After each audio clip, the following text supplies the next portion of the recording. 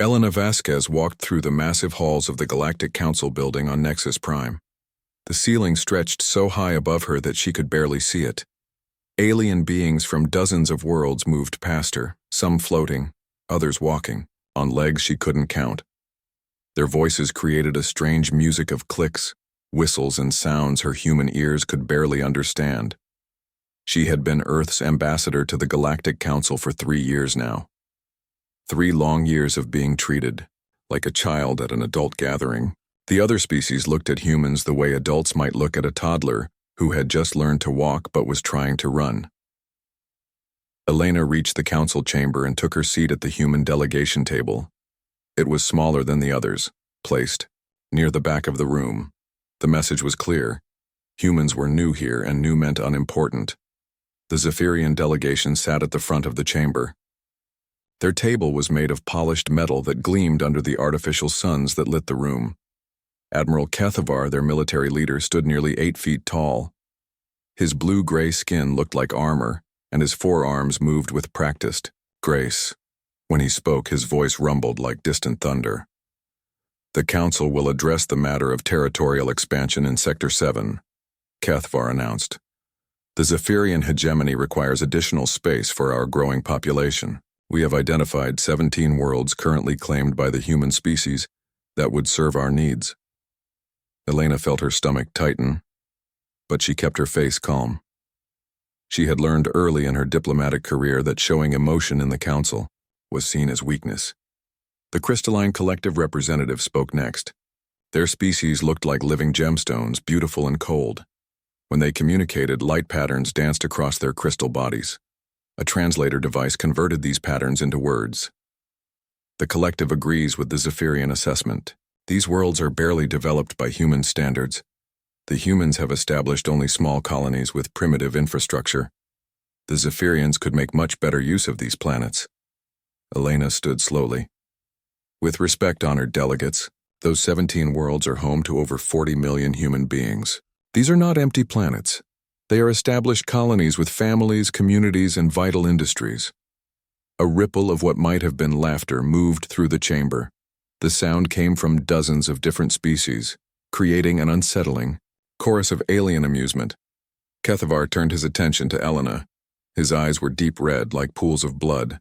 "Ambassador Vasquez, your species has had these worlds for less than 50 standard years. In galactic terms, you arrived yesterday. The Zephyrian hegemony has been expanding across the stars for over 10,000 years. We understand how to properly use planetary resources." "Perhaps," Elena replied carefully. "But these are still inhabited worlds with established human populations. Surely the Council can find a solution that doesn't require displacing millions of people." The ethereal consortium delegate floated forward. Their species had no solid form that Elena could see, just a shimmering cloud of energy contained in a humanoid shape. When they spoke, their voice seemed to come from everywhere at once. "The young species often struggle with the realities of galactic politics," the ethereal said. "Resources are limited. Territory must be allocated efficiently. Sentiment cannot override practical necessity." Elena had heard variations of this speech many times before. The established galactic powers saw humans as children playing with toys they didn't understand. Earth's military was considered primitive by galactic standards. Human ships were smaller than most alien vessels. Human weapons used simpler technology. Human military doctrine seemed chaotic and poorly organized compared to the rigid hierarchies other species preferred. What frustrated Elena most was that the other species weren't entirely wrong. Humanity had achieved faster-than-light travel, remarkably quickly compared to most species. Most civilizations took thousands of years to develop FTL technology. Humans had done it in less than 2 centuries after their first powered flight. This rapid advancement made other species suspicious and condescending at the same time. "Your species shows promise," Kethavar continued, his tone almost paternal. "But you lack the experience necessary for major territorial holdings. These 17 worlds would be better served under Zephyrian administration. We are prepared to offer relocation assistance for your colonists." "Relocation assistance," Elena repeated. "You mean you would forcibly remove 40 million humans from their homes?" We would provide transportation and basic supplies, the Admiral replied. The process would be humane and efficient. Your colonists would be relocated to less strategically important worlds where they could continue their development without interfering with galactic priorities. Elena looked around the chamber. Hundreds of alien faces stared back at her. Some showed curiosity, others boredom. A few displayed what might have been sympathy. But none showed support. The message was clear. Humanity was alone in this. I will need to consult with my government, Elena said finally. Of course, Kethvar replied. We understand that your species requires time to process complex decisions. The Council will reconvene in 30 standard days to hear Earth's response. As the session ended, Elena remained in her seat while the other delegates filed out.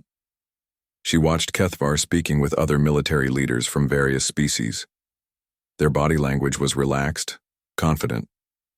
They were discussing something that amused them. Elena activated her personal communicator and sent a coded message to Earth. The message was simple. Package delivery required, standard timeline. To anyone intercepting the communication, it would sound like routine diplomatic correspondence. But back on Earth, very specific people would understand exactly what those words meant. Over the next several days, Elena attended various diplomatic functions and informal meetings. The pattern was always the same.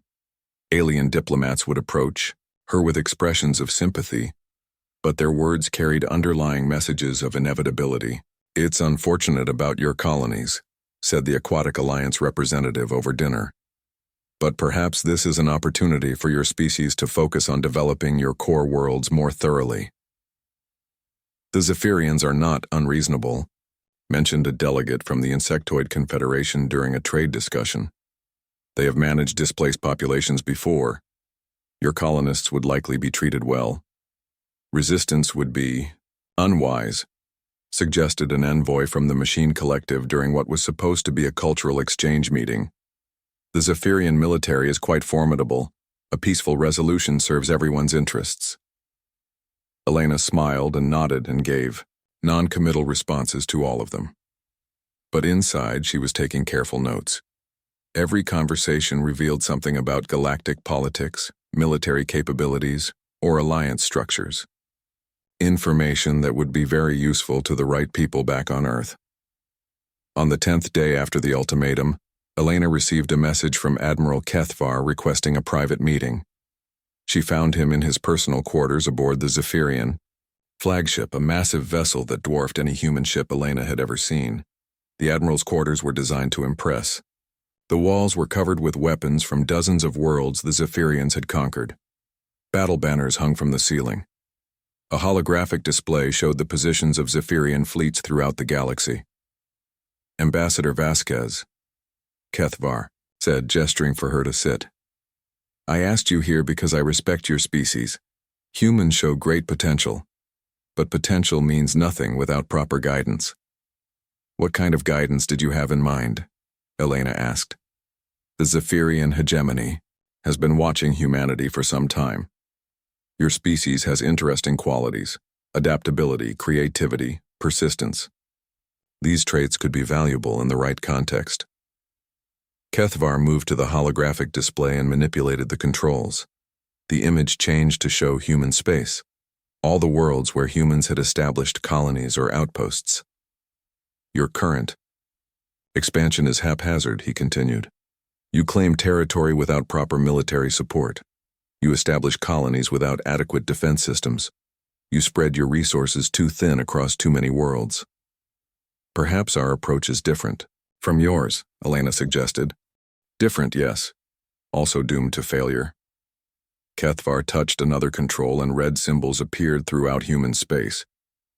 These represent potential threats to your colonies. Pirates, hostile species, resource conflicts.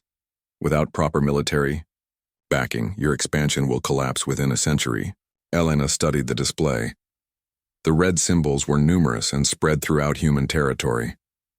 If Kethvar was correct, humanity was surrounded by potential enemies. However, the Admiral continued, under Zephyrian protection, human colonies could thrive. We would provide military security in exchange for certain resources and territorial agreements. Your species could focus on what it does best, innovation and adaptation, while we handle the complexities of galactic defense. And the price for this protection? Elena asked. Reasonable territorial adjustments. The 17 worlds we discussed would be a starting point. Over time, as your species matures, we might renegotiate based on changing circumstances.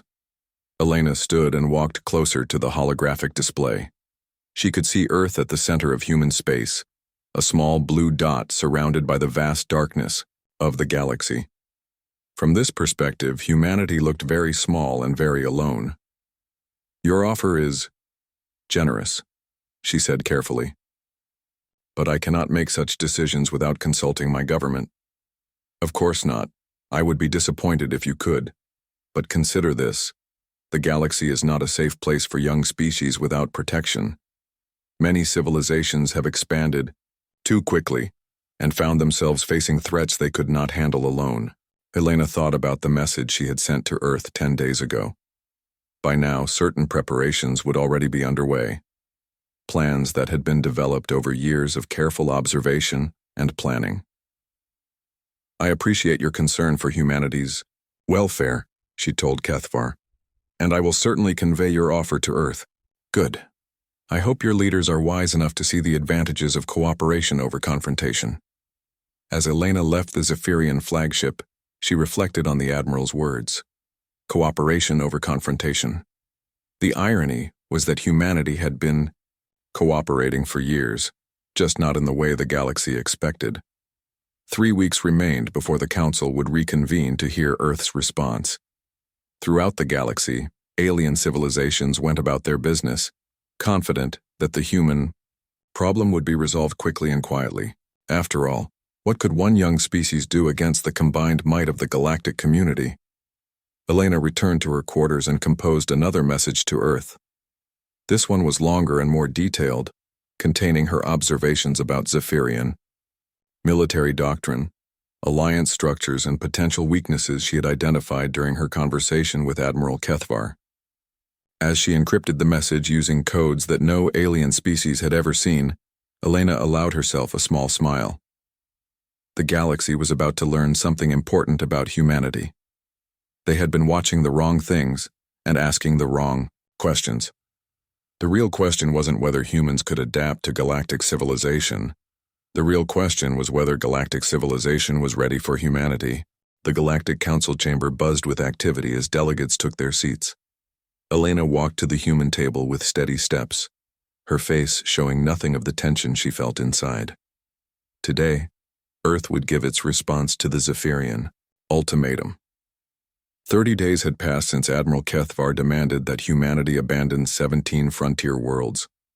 Elena carried a simple datapad with her. The other delegates probably assumed it contained humanity's surrender terms. After all, what choice did Earth have? The Zephyrian hegemony commanded thousands of warships. The entire human fleet consisted of maybe 200 vessels, most of them small escort ships or cargo transports converted for military use. Admiral Kethvar stood at the center of the chamber, his forearms spread wide in a gesture of authority. The 30-day period has concluded. We are here to receive Earth's response to the Council's territorial adjustment proposal. Elena rose from her seat. The chamber fell silent. Hundreds of alien eyes focused on her, waiting to hear humanity accept its place in the galactic order. The government of Earth has carefully considered the proposal, Elena began. Her voice carried clearly through the chamber's translation systems. After extensive consultation with our colonial administrations and military leadership, we have reached a decision. She paused, looking around the chamber at the assembled delegates. Some leaned forward with curiosity. Others looked bored, as if the outcome was already obvious. Our response is no. The word hung in the air like a physical thing. For a moment, nobody moved. Then a wave of surprised chatter swept through the chamber. Elena heard clicks, whistles, and electronic sounds as dozens of species reacted to humanity's answer. Admiral Kethvar's red eyes fixed on Elena. Ambassador, perhaps there was a translation error. Did you say no? I did. Earth declines the Council's proposal. We will not abandon our colonies. We will not relocate our citizens. We will not surrender sovereign human territory to the Zephyrian hegemony. The chamber erupted into chaos. Delegates stood and argued with each other in dozens of languages. The translation system struggled to keep up with the flood of alien voices. Kethvar raised one of his massive hands for silence. When the chamber quieted, his voice was cold as deep space. Ambassador Vasquez, I fear your government has made a grave error. The Council was offering your species a peaceful solution. That offer will not remain available indefinitely. Elena met his gaze without flinching. Earth understands the Council's position. We respectfully disagree. This is madness, declared the crystalline collective representative. Light patterns flashed rapidly across their crystal body, indicating extreme agitation. The human military cannot possibly defend 17 worlds against Zephyrian forces. Perhaps not, Elena replied calmly. But we intend to try. The ethereal consortium delegate floated forward. Young species, you do not understand what you are choosing. The Zephyrian military has conquered hundreds of worlds. Their fleet could reduce your colonies to ash within days. Elena looked at the floating energy being. The people of those colonies are prepared to accept that risk rather than abandon their homes. Admiral Kethvar stepped closer to Elena's table. Even sitting, she had to crane her neck to look up at him. Ambassador, I will ask one final time. Are you certain this is Earth's final answer? It is. Then the Council has no choice but to authorize a police action to resolve this situation. Effective immediately, Zephyrian forces are authorized to use whatever means necessary to secure the disputed territories. Elena nodded. Earth will inform our colonial governments to expect visitors. As the Council session ended, Elena remained in her seat while the other delegates filed out. Many of them avoided looking at her. She supposed they felt sorry for her species. Within a few weeks, the Zephyrian fleet would arrive at the disputed worlds. A brief, one-sided battle would follow. Then humanity would learn its place in the galactic order. Elena activated her communicator and sent a single word to Earth. Approved. Across human space, that word triggered a series of events that had been planned for years. On the colony world of New Geneva, farmer Jacob Mueller was working in his fields when his communicator chimed. The message was brief. Harvest season beginning early this year. Jacob nodded and put away his farming tools. He walked to his barn and pressed his hand against what looked like a normal wall panel. The panel recognized his biometrics and slid aside, revealing a hidden armory. Jacob had been many things in his life. A farmer was the most recent. Before that, he had been Captain Jacob Mueller of the Earth Defense Force Special Operations Division. The farming was real. He genuinely loved working the soil and growing crops. But farming had also been perfect. Cover for other activities. On the industrial world of New Birmingham, factory supervisor Maria Santos received a similar message. She locked down her production lines and gathered her senior staff. To outside observers, the factory produced agricultural equipment and mining tools. The hidden sections of the facility told a different story. Time to switch to wartime production, Maria told her team. Priority 1 protocols are now in effect. Her workers moved with practiced efficiency. Walls slid aside to reveal machinery that had never appeared on any inspection report. Within hours, the factory was producing very different equipment than what its official manifests claimed. Similar scenes played out across human space. Scientists who were supposed to be studying alien geology suddenly revealed advanced weapons research programs. Merchant captains who had spent years mapping trade routes began moving to predetermined positions. Mining operations that had been extracting ordinary metals from asteroids stopped bothering to hide the military-grade materials they had actually been producing. Admiral Sarah Chen stood in the hidden command center beneath Luna City on Earth's moon. The facility had been carved out of solid rock over a period of 15 years. No alien sensors had ever detected it. As far as the galaxy knew, Earth's military headquarters was a modest building in Geneva.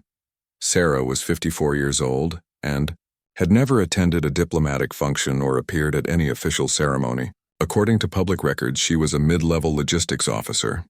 The galaxy's intelligence services had extensive files on Earth's supposed military leadership. Sarah's name appeared nowhere in those files. Status report, Sarah said to her. Staff. Phase 1 assets are moving to position, reported Colonel Kim Martinez. All ghost fleets have departed their hiding positions. Stealth networks are fully operational. Zephyrian fleet movement? Sarah asked. Admiral Kethavar is assembling 500 capital ships for the police action. Standard Zephyrian doctrine, overwhelming force to ensure quick victory. Sarah nodded. 500 ships was exactly what their projections had predicted. The Zephyrians always used the same tactics because those tactics had always worked. Timeline for fleet arrival at target systems? She asked. 18 days, replied Commander David Okafor. They're taking the most direct routes. No attempt at deception or surprise. They expect this to be a simple pacification operation. And our preparations? Ghost Fleet Alpha is already in position around the primary target system. Ghost Fleets Beta through Delta will reach their assigned positions within 72 hours. All colonial defense networks have been activated. Sarah studied the holographic display that showed human space. Red icons marked the 17 disputed worlds. Blue icons showed the positions of various human assets, or at least the assets that were visible to alien surveillance. What the display didn't show were the green icons. Those represented assets that had been hidden from galactic observation for decades. Ships that had never appeared in any official registry. Weapons platforms disguised as asteroid mining stations. Defense networks that had been built in secret and powered down until needed. Communication status? Sarah asked. All quantum entanglement networks are operational. We have instantaneous communication with every system in human space. Signal interception protocols are active. We're monitoring all Zephyrian military communications. Sarah allowed herself a small smile. Quantum entanglement communication was supposedly beyond human technological capabilities. The galactic community assumed Earth was still using primitive faster-than-light radio systems that could be easily monitored and disrupted. Alien intelligence assessment? She asked. They know nothing. Zephyrian intelligence believes they have complete information about human military capabilities. Their tactical plans assume standard defensive doctrine with conventional weapons. Sarah walked to the main display and manipulated the controls. The view changed to show the galaxy as alien civilizations saw it. A vast collection of established powers with humanity occupying a small corner of space, protected by a laughably inadequate military. Psychological warfare preparations? She asked. All crews have been briefed on standard protocols. First contact specialists are standing by. Cultural analysis teams have prepared appropriate response strategies for each alien species. Sarah nodded. This would be the most important aspect of the coming engagement. Humanity didn't just need to win the battle. They needed to send the right message to the galaxy. Begin Phase 2, Sarah ordered. Across human space, the final preparations began. Ships that had been hidden for years emerged from their concealment. Weapon systems that had never been tested outside of simulation began their activation sequences. Personnel who had spent decades living false identities began revealing their true purposes. In the colony system of New Hebrides, Captain Elena Rodriguez stood on the bridge of what appeared to be a cargo transport called the Peaceful Trader. The ship's registration showed it as a simple merchant vessel carrying agricultural supplies between colonies. Elena touched a series of controls on her command console. The ship began to change. External panels slid aside to reveal weapon systems. The cargo bay opened to deploy fighter craft. Additional hull sections extended to triple the ship's apparent size. Within minutes, the Peaceful Trader had transformed into the HSS Retribution, a heavy battlecruiser that officially did not exist. All systems operational, Captain, reported her tactical officer. Stealth field is holding steady. Enemy sensors show us as a small transport. Very good, Elena replied. Maintain position. We wait for the guests to arrive. Similar transformations were occurring throughout the disputed systems. Mining stations revealed themselves as weapons platforms. Survey ships became destroyers. Even some of the human colonists weren't what they seemed. Many were retired military personnel who had volunteered for what they knew might be a one-way mission. On Earth, Elena Vasquez prepared to return to her quarters after the difficult council session. Her work as a diplomat was finished for now. Other people would handle what came next. As she walked through the alien city, Elena reflected on the past 3 years.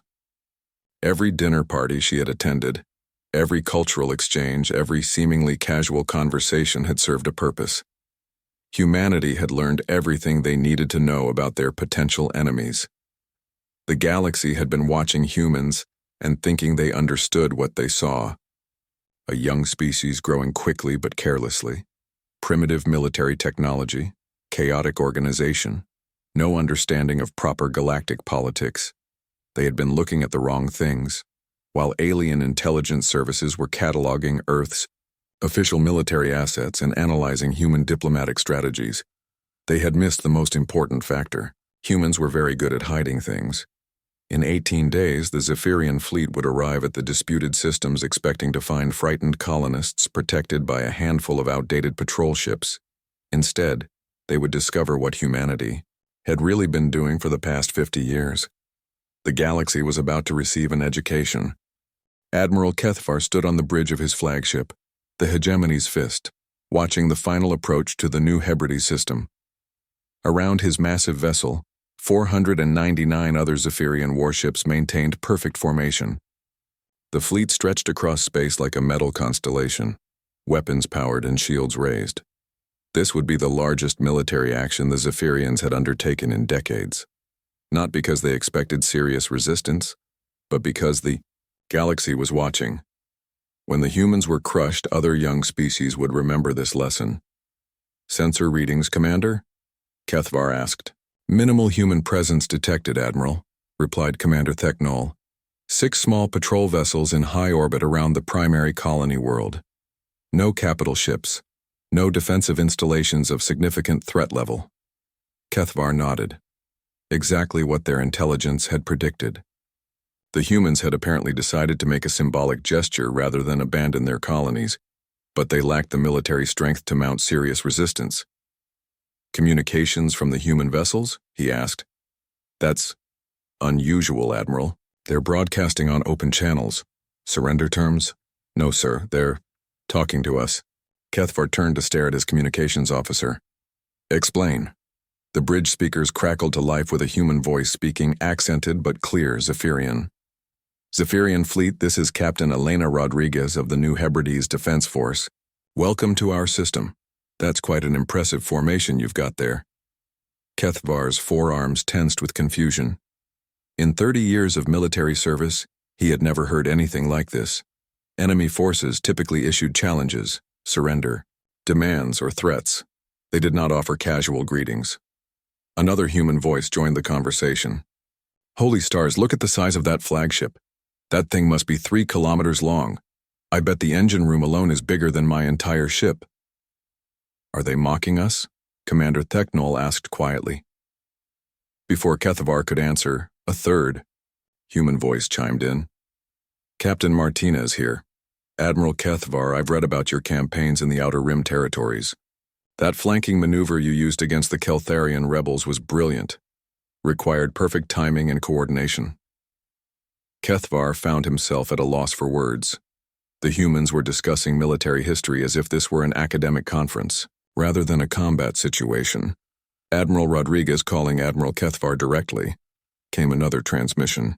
"Sir, I hope you don't mind the informality, but we've got some questions about Zephyrian fleet tactics. My tactical officer is writing a paper on comparative military doctrine, and we'd love to get the perspective of someone with your experience." "This is psychological warfare," Theknol said. "They're trying to confuse us." Kethvar activated his own communication system. "Human vessels, you will stand down immediately and prepare for boarding. Resistance is futile." "Oh, we're not planning to resist," Captain Rodriguez replied cheerfully.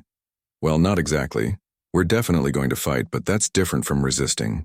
Resistance implies we expect to lose." "You are outnumbered 500 to 6, Kethvar growled.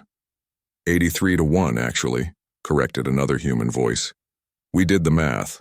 Those are pretty steep odds. Good thing we didn't come here to play fair. Kethvar looked at his tactical display. The 6 human ships were maintaining their positions in high orbit, making no attempt to flee or form defensive formations. Their behavior made no sense according to any military doctrine he understood.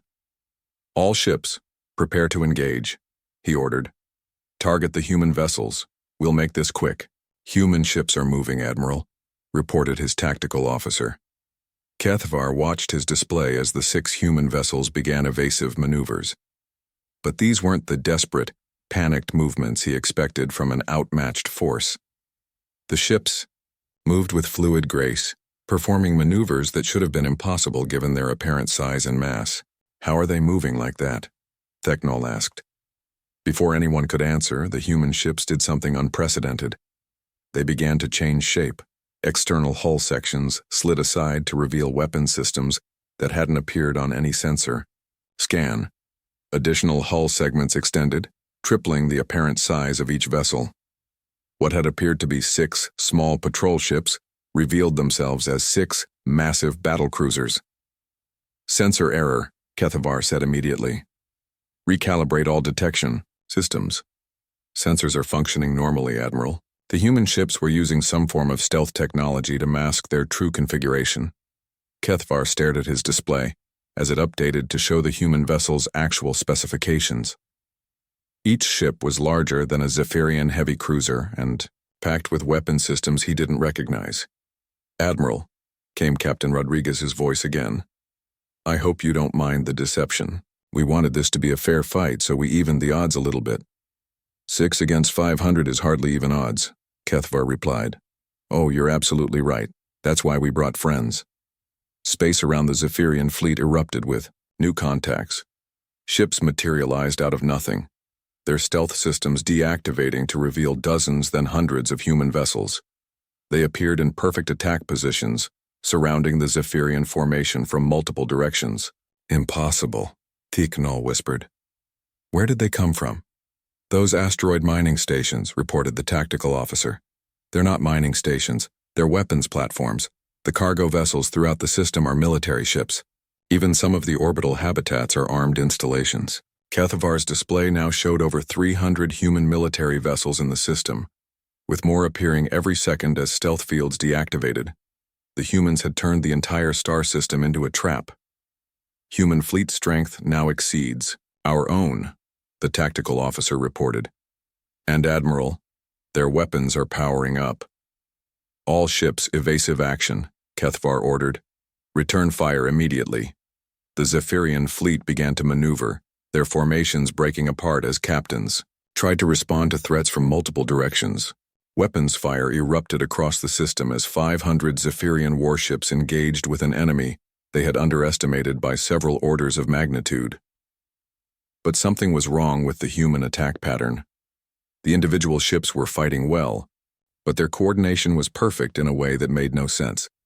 Zephyrian vessels found themselves caught in crossfires that required split-second timing to execute.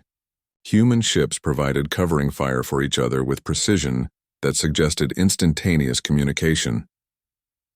How are they coordinating like this? Kethvar demanded. Our intelligence indicated humans use hierarchical command structures like every other species. Admiral, I'm detecting quantum entanglement communication signatures throughout their fleet. They're using instantaneous communication. That's impossible. Quantum entanglement communication requires technology beyond human capabilities. Apparently, not, sir. The battle continued, but it was becoming clear that this was not the simple pacification operation the Zephyrians had planned. Human weapons were cutting through Zephyrian shields like they were made of paper. Human ships absorbed damage that should have destroyed them and continued fighting. Admiral, came Captain Rodriguez's voice again. You might want to order your ships to surrender. We're trying to keep casualties to a minimum, but your people are making that difficult. Zephyrians do not surrender to inferior species, Kethvar snarled. Inferior? The human captain sounded genuinely puzzled. Admiral, with respect, you brought 500 ships to fight 6 patrol boats. We brought 6 patrol boats to fight 500 warships. Which one of us understood the tactical situation better? Before Kethvar could respond, Alarms began, sounding throughout his flagship. Admiral, we're being targeted by some kind of directed energy weapon. Shields are failing across multiple sections. Source? Unknown. The weapon signature doesn't match anything in our database. On his display, Kethvar watched as human weapons systematically disabled Zephyrian ships. Not destroyed, disabled. The humans were deliberately avoiding fatal damage, instead targeting propulsion systems, weapons arrays, and shield generators. They're trying to capture our ships intact, Technol observed. Why would they want our ships? Kethvar asked. Admiral, came another human transmission, this time from a different captain. This is Commander Sarah Mitchell. We're prepared to accept the surrender of any Zephyrian vessels that wish to avoid further damage. Your crews will be treated according to galactic warfare conventions. And if we refuse? Kethvar asked. Then we'll continue disabling your ships until you change your mind. We have time. Kethvar looked at his tactical display. In less than an hour of fighting, the Zephyrian fleet had lost nearly 200 ships, not destroyed, but disabled and helpless. The humans had suffered minimal casualties. This is impossible, he said. Our intelligence indicated that human military technology was decades behind galactic standards. Admiral Kethvar, came Captain Rodriguez's voice again. Would you like to know why your intelligence was wrong? Despite himself, Kethvar found himself curious. Explain. For 50 years, every human diplomat, trader, tourist, and cultural exchange student has been gathering information about galactic military capabilities. We've studied your tactics, analyzed your technology, and identified your weaknesses. Meanwhile, we've been very careful about what information we allowed you to gather about us. You've been spying on us. We prefer to call it aggressive intelligence gathering. The point is, we know everything about how you fight. Your standard formation patterns, your preferred weapon types, your tactical doctrine. We've been studying it all for decades. Kethvar realized with growing horror that the human was right. Every diplomatic contact, every trade negotiation, every cultural exchange had been an intelligence operation. While the galaxy had been looking down on humanity as primitives, the humans had been systematically preparing for exactly this situation. But how did you develop such advanced weapons? He asked. Oh, we didn't, Rodriguez replied cheerfully. These are your weapons. We just figured out how to make them work better. Impossible. Admiral, humanity has been buying, trading for, and occasionally stealing galactic technology for 50 years. We've reverse-engineered everything from Zephyrian plasma cannons to crystalline shield matrices, then we improved them. Kethvar's tactical officer looked up from his station. Admiral, analysis of their weapon signatures confirms it. They're using modified versions of our own technology. The improvements are significant.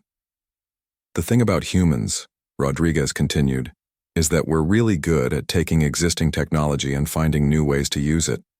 We've had 50 years to study galactic military hardware, 50 years to figure out how to make it better. Surrender, came another human transmission from a different ship. This is Admiral Sarah Chen, commanding the Human Defense Force. Admiral Kethvar, you have fought with honor, but this battle is over.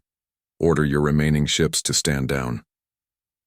Kethvar looked around his bridge at the faces of his crew. They were all watching him, waiting for orders.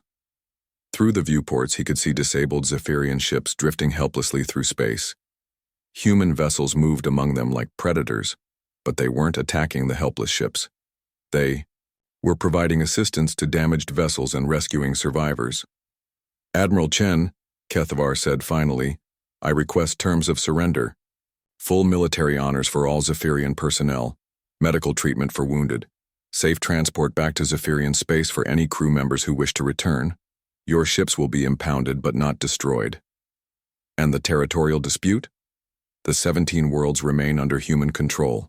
The galaxy will need to find a different solution to the Zephyrian population expansion problem. Kethvar closed his eyes. In 3 hours, humanity had destroyed the largest Zephyrian military operation in decades. More importantly, They had done it with tactical precision that revealed sophisticated military planning and technological capabilities far beyond what anyone had suspected. All Zephyrian vessels, he broadcast on the fleet frequency. This is Admiral Kethavar. Stand down all weapons and prepare for surrender procedures. As his defeated fleet powered down their weapons, Kethavar found himself wondering what else the galaxy had been wrong about regarding humanity. If their assessment of human military capabilities had been this far off the mark, what other mistakes had they made? "Admiral," came Captain Rodriguez's voice one more time. "For what it's worth, your people fought well. We studied your tactical manuals for years and you executed them perfectly. But you were prepared for our tactics. We were prepared for everyone's tactics. This wasn't about you specifically. This was about establishing that humanity belongs in the galactic community as equals, not subjects." Kethavar understood then that he had been part of something much larger than a territorial dispute. Humanity had used this battle to send a message to every species in the galaxy. The message was simple: underestimate humans at your own peril. The emergency session of the Galactic Council convened just 18 hours after the first reports reached Nexus Prime. Elena Vasquez sat at the human delegation table, no longer relegated to the back of the chamber. Someone had moved her table to the center of the room while she was away. The atmosphere in the council chamber was electric with tension. Delegates whispered urgently to each other in dozens of languages. Translation devices worked overtime, filling the air with overlapping conversations about the impossible news from the new Hebrides system. Elena had arrived early and spent the time observing her fellow delegates. The Zephyrian emergency representative looked shaken. The crystalline collective's light patterns flickered with agitation. Even the normally composed ethereal consortium seemed unsettled, their energy forms fluctuating more than usual. Chancellor Vex Moran of the Galactic Council called the session to order. The ancient being's voice carried the authority of millennia of experience. "The Council has received disturbing reports from the new Hebrides system. We require clarification of these events." Admiral Kethavar's image appeared as a hologram in the center of the chamber. The proud Zephyrian looked older than Elena remembered. His usual commanding presence was replaced by something she had never seen in him before: uncertainty. "Honorable delegates," Kethavar began, "I must report the complete failure of the police action against human colonies. The Zephyrian fleet of 500 vessels encountered organized resistance that resulted in the capture or disabling of our entire force." Shocked murmurs rippled through the chamber. The Insectoid Confederation delegate clicked rapidly, their species equivalent of gasping. Several other representatives stood to get a better view of the hologram. "Admiral," Chancellor Vex Moran said carefully, "please clarify your statement. Are you saying that 6 human patrol vessels defeated 500 Zephyrian warships?" "No, Chancellor. We encountered significantly more than 6 vessels. Current estimates suggest the humans deployed over 400 ships in the new Hebrides system alone." "Impossible," declared the Machine Collective representative. Their synthetic voice carried electronic overtones of disbelief. "Human fleet. Strength is well documented. Total human military assets number fewer than 200 vessels across all their territory." Elena stood slowly. All eyes in the chamber turned to her. "If I may address the council?" Chancellor Vex Moran nodded.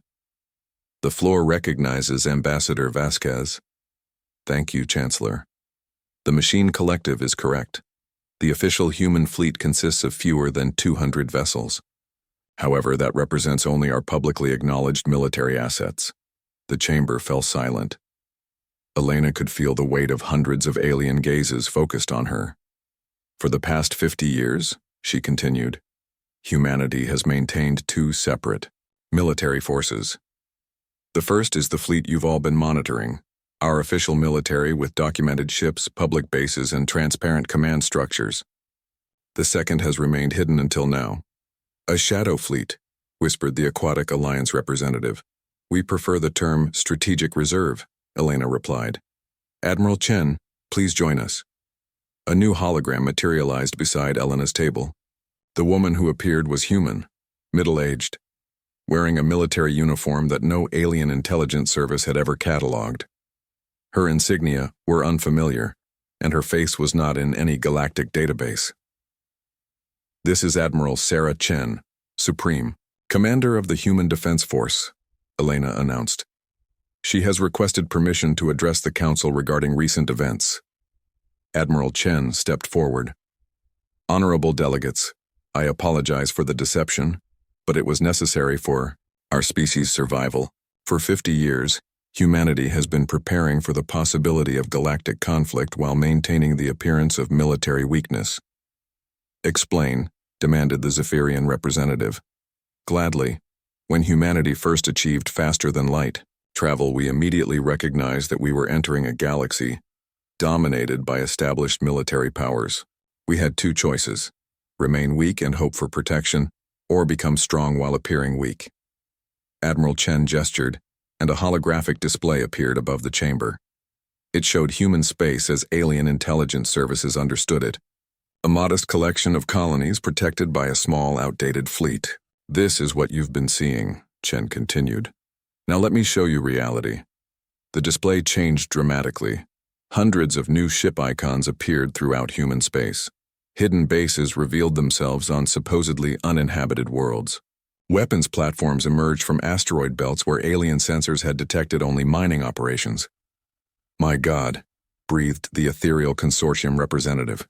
"Current Human Defense Force assets include over 1,500 combat vessels," Chen continued. "These ships have been constructed in hidden shipyards using materials and technology acquired through 50 years of careful intelligence gathering." She manipulated the holographic controls, and the display zoomed in on individual systems.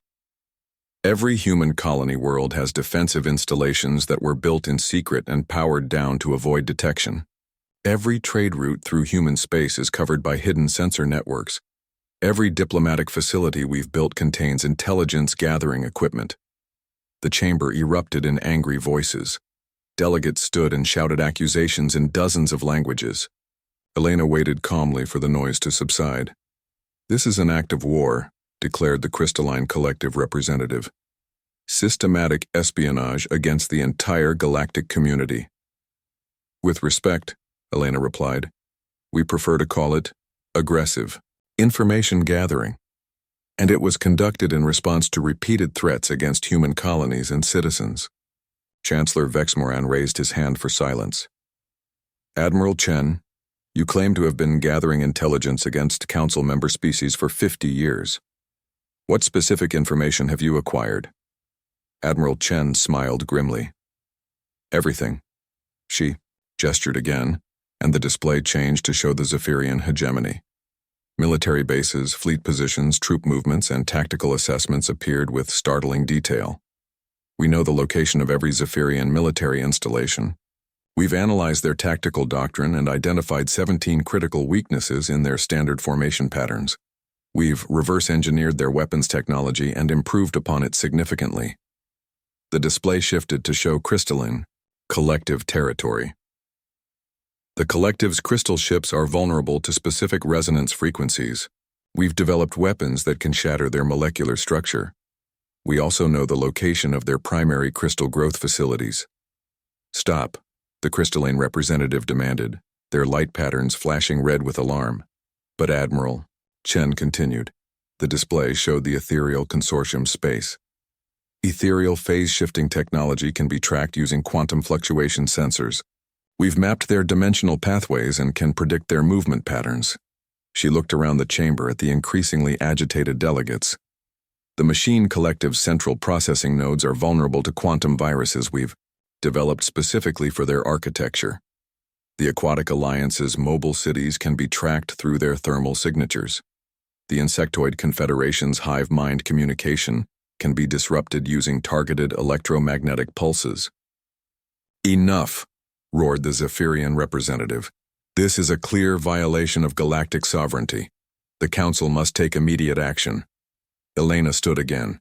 "Before anyone calls for sanctions or military action, you might want to hear the rest of Admiral Chen's presentation." The Admiral nodded and changed the display once more. Now it showed the entire galaxy, with detailed tactical assessments of every major power's military capabilities. Based on our analysis, Chen said calmly, the human defense force could achieve military victory against any single galactic power within 6 standard months, against any alliance of 2 powers within 18 months, against the combined forces of all Council member species. She paused, letting the silence stretch. Approximately 4 years, assuming full mobilization of human reserves and the deployment of certain weapon systems we've been developing in secret. The chamber fell completely silent. Elena could hear the hum of life support systems and the whisper of air circulation. No delegate moved or spoke. You're bluffing, the Machine Collective representative said finally. We don't bluff, Elena replied. It's inefficient and potentially counterproductive. Everything Admiral Chen has told you is accurate. Then this is a declaration of human dominance over the galaxy, accused the ethereal consortium. Not at all, Elena said. This is a declaration of human equality. For 50 years, the Council has treated humanity as a junior partner, suitable for exploitation but not worthy of respect. We've been told to relocate our colonies, surrender our territory, and accept whatever scraps the established powers were willing to give us. She looked around the chamber, meeting the eyes of delegates who had previously ignored or condescended to her. We're not interested in conquering the galaxy. We're interested in being treated as equals. The demonstration at New Hebrides was necessary to establish that humanity has the capability to defend our interests, not a threat to attack others without provocation. Chancellor Vex Moran leaned forward. What exactly does humanity want from the Council? Recognition, Elena said simply. Formal recognition that human colonies have the same rights as any other species' territory, that human citizens deserve the same protections as any other galactic beings, that Earth's voice in Council deliberations carries the same weight as other established powers. And if the Council refuses? Asked the Zephyrian representative. Elena exchanged glances with Admiral Chen. Then humanity will continue to defend our interests using whatever means necessary. We prefer cooperation, but we're prepared for the alternative. Admiral Chen stepped forward. I want to be clear about something. The weapons and tactics we used against the Zephyrian fleet represent only a small fraction of our actual capabilities. What happened at New Hebrides was a demonstration, not a full engagement. She manipulated the holographic controls one more time. The display now showed technical specifications for weapon systems that made several delegates gasp audibly. Quantum disruptors that can destabilize matter at the subatomic level. Temporal displacement fields that can age enemy ships centuries in seconds. Dimensional artillery that fires projectiles through folded space-time. Neural disruption weapons that can disable crews without damaging their ships. These technologies are forbidden by galactic law, the Crystalline Collective representative protested. Galactic laws apply to galactic citizens, Elena replied. Humanity was never fully accepted as an equal member of the galactic community. We were treated as a client species under the protection of established powers. Client species have different legal obligations than sovereign powers. This is legal sophistry, accused the Machine Collective. This is practical politics, Elena countered. You can't have it both ways. Either humanity is a sovereign power deserving of respect and equal treatment, or we're a client species operating under different rules. You can't treat us as clients and then expect us to follow sovereign power regulations. Chancellor Vex Moran was silent for a long moment, clearly processing the implications of Elena's statement. Finally, he spoke. The Council will need time to deliberate on these revelations. This session is adjourned pending further discussion among member species. As the delegates began to file out, Elena remained at her table. Several alien representatives approached her, their expressions ranging from curiosity to barely controlled anger. This changes everything, said the Aquatic Alliance delegate quietly. Yes, Elena agreed, it does. The galaxy had spent 50 years thinking they understood humanity's place in the cosmic order. They had been wrong about everything that mattered. Now they had to decide whether to accept the new reality or fight against it. Elena suspected They would choose acceptance. After all, they had just learned that the alternative might be very unpleasant indeed. 3 months after the New Hebrides incident, Elena Vasquez walked through the Galactic Council building for what might be the last time as Earth's ambassador.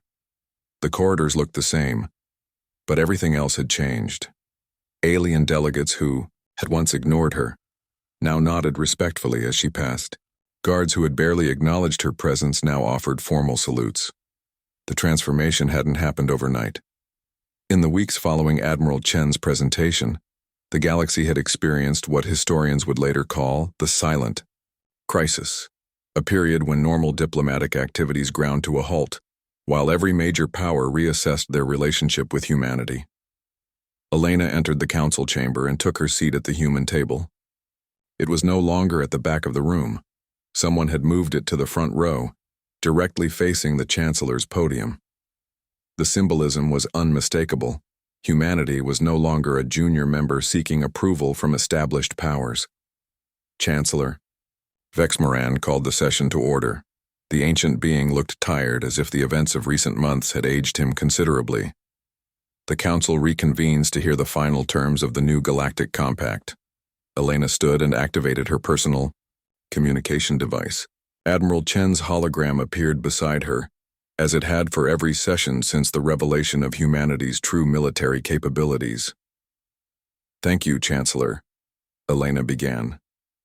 "Admiral Chen and I are pleased to present the final draft of what Earth proposes to call the Galactic Cooperation Framework." The holographic display above the chamber showed the text of the proposed agreement. Elena had spent weeks negotiating the details with representatives from every major galactic power. The document was shorter than most people had expected, just 12 pages that would fundamentally restructure galactic civilization. "The core principle is simple," Elena continued. "Every species with faster-than-light capability and established interstellar colonies will be recognized as a sovereign power with equal voice in galactic affairs. Territorial disputes will be resolved through mediation rather than military action. Technology sharing will be voluntary, not coercive." She looked around the chamber at the assembled delegates.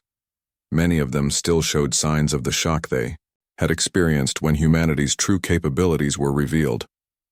The Zephyrian representative had barely spoken in weeks. The crystalline collective maintained patterns of nervous energy across their crystal forms. "The framework also establishes protocols for bringing new species into the galactic community," Admiral Chen added. "No more treating emerging civilizations as junior partners or potential vassals. Every species that achieves interstellar travel will be welcomed as equals." The machine collective representative spoke first. "What guarantees does humanity offer that this new framework will not be used to establish human hegemony over the galaxy?" Elena smiled. "The same guarantee every other species offers, our word and our reputation. But if you need something more concrete, the framework includes verification protocols and mutual defense clauses." "Mutual defense?" asked the ethereal consortium delegate. "If any species attempts to conquer or subjugate another framework signatory, all other signatories are obligated to provide assistance to the victim," Admiral Chen explained. "This applies to humanity as well. If we ever become the aggressors, every other species in the galaxy would be treaty-bound to oppose us." The Aquatic Alliance representative leaned forward. "And if a species chooses not to sign the framework, then they continue operating under the current system," Elena replied. "No coercion, no pressure, but framework signatories will receive preferential treatment in trade agreements, technology sharing, and diplomatic relations." Elena noticed that several delegates were nodding thoughtfully. The framework offered them something they had never experienced before: genuine security. Under the old system, smaller powers lived in constant fear of being absorbed by larger ones. The new agreement promised protection for everyone. "The territorial issue remains problematic," said the Zephyrian representative quietly. It was the first time he had spoken in weeks. "The hegemony still requires additional space for our expanding population. And the framework addresses that," Elena assured him. "Article 7 establishes the Galactic Development Commission. Instead of seizing territory from other species, expanding civilizations can apply for assistance in developing new worlds." The commission will help identify suitable planets, provide colonization technology, and coordinate development efforts. Admiral, Chen manipulated the holographic display to show star charts of unexplored regions. The galaxy contains millions of habitable worlds that remain unclaimed. With proper coordination and resource sharing, there's room for everyone to expand without conflict. What does humanity gain from this arrangement? Asked the Insectoid Confederation delegate. You've revealed superior military capabilities. You could simply take whatever you wanted. Elena paused, considering how to explain something that alien. Species had struggled to understand about humanity. We gain the galaxy we actually want to live in, she said finally. Humans don't dream of conquest and domination. We dream of exploration, discovery, and cooperation. We want to learn from other species and share what we've learned. We want our children to grow up in a universe where different civilizations work together instead of fighting each other. But you prepared for war, pointed out the Crystalline Collective. We prepared for war so we could have peace, Admiral Chen replied. The strongest warriors are often the most peaceful people because they understand the true cost of conflict. Humanity spent 50 years building the capability to defend ourselves, not because we love fighting, but because we love everything that's worth fighting for. Chancellor Vexmoran stood slowly. The framework represents a fundamental change in how galactic civilization operates. The Council must vote on whether to accept these proposals. Before you vote, Elena said, I want to share one final piece of information. The holographic display changed to show a detailed analysis of galactic conflicts over the past 1,000 years. The data was sobering. Hundreds of wars, millions of casualties, entire species driven to extinction by territorial disputes and resource conflicts. This is what the old system has accomplished, Elena said quietly. A millennium of struggle where the strong prey on the weak and everyone lives in fear. The framework offers an alternative, a galaxy where strength is used to protect others, instead of exploiting them. She looked directly at the Zephyrian representative. Admiral Kethvar, you're a warrior. You understand that the greatest victory isn't defeating your enemies. It's creating a world where you don't need enemies. The Admiral met her gaze and nodded slowly. For the first time since his defeat, he looked like the proud military leader she remembered. The Council will now vote on the Galactic Cooperation Framework, Chancellor Vexmoran announced. All in favor? Elena held her breath as lights appeared on the voting display.